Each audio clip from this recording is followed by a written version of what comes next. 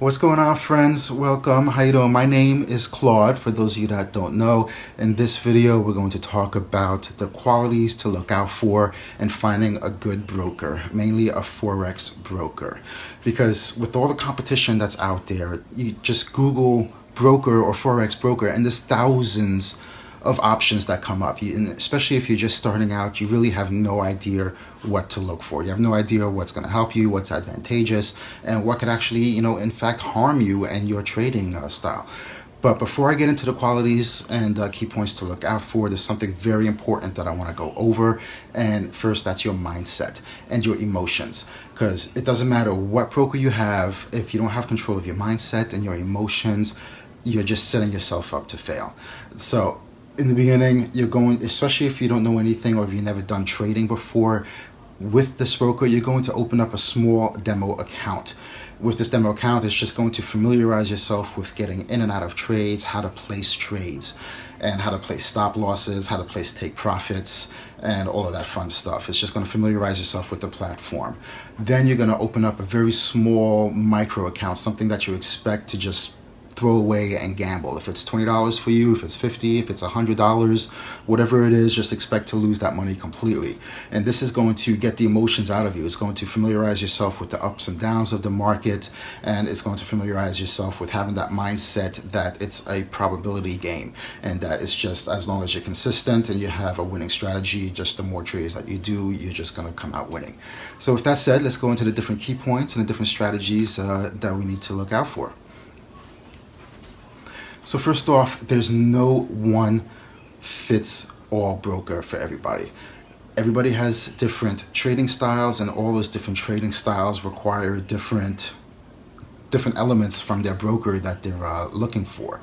So there's several key factors, to look out for in a broker. First off, that's security, which is highly important. You have your transaction fees, you have your leverage, you have your ease of deposits and withdrawals, you have the different trading platforms that they offer. You also have the different securities or products that they offer. And last but not least, you have your customer service.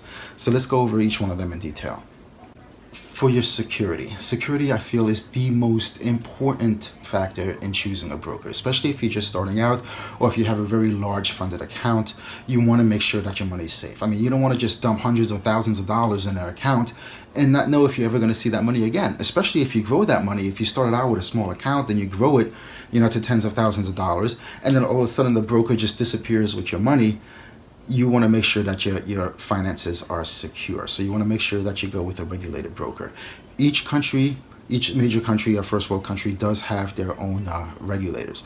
And what I mean by regulated broker is that it's a government body that's overseeing the transactions and the actions of the broker to make sure that your money and your deposits are safe. So in the United States, they have the National Futures Association, the NFA. In the United Kingdom, they have the Financial Conduct Authority, the FCA. Australia is the Australian Securities and Investment Commission, the ASIC. Switzerland is the Swiss Federal Banking Commission, the SFBC. Germany is the I'm not even going to try and pronounce that. That's the BAFIN. In France, they have the Autorité des Marchés Financiers. That's the AMF. And in Canada, they have the Investment Information Regulatory Organization of Canada, the IIROC. So when you look at a broker, make sure that they're regulated. If they're not regulated, then you run the risk of depositing your money, and just take that into account, that you're taking the risk. So now the next important thing is transaction costs. Every broker, you're going to have some kind of transaction costs. So you mainly have two different types of transaction costs. So whenever you put in a trade, you're either going to get charged commissions or you're going to get charged a spread. So what the difference is between those two, a spread is the difference between the two prices. So imagine it as if you go into a store and that store purchases the product that you want to buy at a certain price, and then they sell it to you at a marked up price. That difference in the price is the spread that the store owner or the broker is making for themselves. So now a commission, imagine that same store, you go into that store, you purchase a product. The owner of that store purchased the product at the same exact price that he sold it to you. So he's not making a profit on the actual product, but instead, for offering you the store and offering you the services of finding that product, he's charging you a fee. So that's a fee separate to the spread. So you're buying the product for the same price, but you're getting charged a fee from the store owner or for the broker for being able to do that transaction. So now, depending on your trading style, if you want to be a scalper or intraday trader, people tend to prefer more a commission structure. They get charged a fee for either each trade or for a bundle of trades, and they have a very low spread because they're taking very small amounts of pits. They're acting on very small movements in the market, so they can't pay to make up that difference in that movement in the market. So now if somebody that's a more long-term trader, like a day trader, or somebody that's a swing trader or even a position holder, then they're looking more at the spread, because they can easily make up that difference in the price because they are looking for 10 15 20 times as much from that difference in the spread. So depending on your style is depending on the commission structure or spread structure that you want to look for. Now the next key point is leverage. Leverage seems to be very important for a lot of people, but it's a double-edged sword. It can be very dangerous and it can be very beneficial.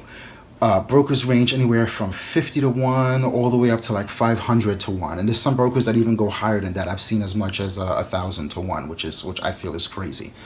But you want to watch out with the leverage. If you have $1,000 account, what that means of having a 50 to 1 leverage is that you have access to be able to trade with $50,000. So you're trading as if you have $50,000 in your account when you only have $1,000. So when the trade goes in the favor, yes, it does exponentially give you more profits, but it does the same thing in reverse. So if you're losing the trade, you're losing your money that much faster and possibly even more than what's in your account. So leverage is very good and it could be very bad. So I would start off with a small leverage in the beginning while you're getting used to it, and then you can go to a higher leverage where you have more control and you have a better understanding of risk and risk control. Something that I feel is important for me was ease of deposits and withdrawals. What that means is how easily can you just put your money in that account, in the broker's account, and how easily will they allow you to take that money back.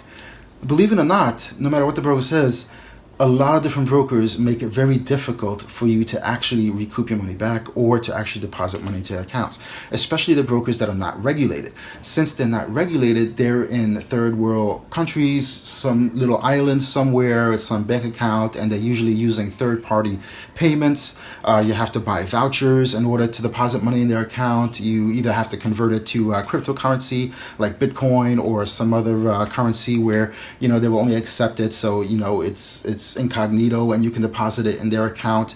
More regulated brokers, it's more readily available where you can use credit cards. Each broker usually does allow wiring directly from your bank account, wire to wire. Most brokers allow you to withdraw, from a wire. Some brokers allow you to withdraw from your credit card. They can write you they can cut you a check. You can be able to write them a check, a bank check. So there's a whole slew of different ways where brokers can accept payment and give you reimbursement or your money back from your trading account. So make sure that it's something that works for you. Make sure that it's something that you're comfortable with, more importantly. And the security is of the first key point is what's going to assure that your money is there and assure that the broker is not going to play any games when it comes time to you requesting that money back. Nowadays, trading platforms are becoming less popular between all the different brokers. Before the MT4 era, all the different brokers would actually produce and code their own trading platforms. That's the actual place where you go to online and enter in the pair that you want to enter and enter in the buy amount and how many lots you want to put. But nowadays, most brokers have adopted MT4, MT5. And there's also other third-party brokers where, especially like TradingView, which allow you also have partnered with different brokers and allow you to trade on their platform as well, even though you don't have to use their your broker's platform. So now brokers still do offer different platforms, and they do offer their in-house platform if you don't feel comfortable using MT4, or if you don't feel comfortable using TradingView or any other number of platforms that are out there. So you just want to make sure that it's aesthetically pleasing to you. You just want to make sure that it's easy for you to use and that you understand all the different functions and features of that platform. Not all brokers offer the same products. So you have to look at what kind of securities that broker offers, or what kind of products that broker offers is another term for it. Certain brokers only offer equities, such as stocks. Certain brokers only offer options, trading, or futures trading, or, certain brokers only offer CFDs, which is what Forex is. What CFD stands for contract for difference, because there's two prices that you're comparing. So Forex is a CFD, and you want to make sure that they do offer that. In the United States, regulated brokers only offer Forex as a CFD. They will not offer indices or commodities or things like that, CFDs. If you're overseas, then you do have access to those. Each country, has their own regulatories and own regulations and laws. That's why another reason some people go with offshore brokers or unregulated brokers, so that they are able to trade those things that a regulated broker does not offer them in their particular country. So that is something that you want to consider. You don't want to sign up with a broker that only offers stocks or equities and you were looking to trade Forex. Last, but something that is very important, is customer service. I mean, let's face it, you don't want to just look at a computer screen, or you don't want to just email somebody. You want to be able to communicate with somebody. You want to be able to pick up the phone if there's something going wrong or something you don't understand, and you want to be able to talk to somebody. You want to be able to talk to a technician that can help you through their platform. You want to be able to talk to a billing department that can help you with the problems that you're having with funding or withdrawing your account. You want to have good customer service, and that's something that's very important, so look out for that. All right, guys, so now if you guys enjoyed this is just a minute bit of information that I help people out with when we train for Forex. Through my wealth hacking blueprints, I help people show them exactly the tools that they need to start, exactly where to access that education. It's a true education platform for Forex. So make sure you click the link below or on the right or wherever it is on this page. Click the link, get hooked in. The blueprints are completely free. It goes step by step to show you exactly how to get into this financial markets and start trading, all the way to the end to scaling it up and trading, and to pretty much hiring a team to manage your empire. So I'll see you on the inside, guys. I look forward to working with you, and have a fun one.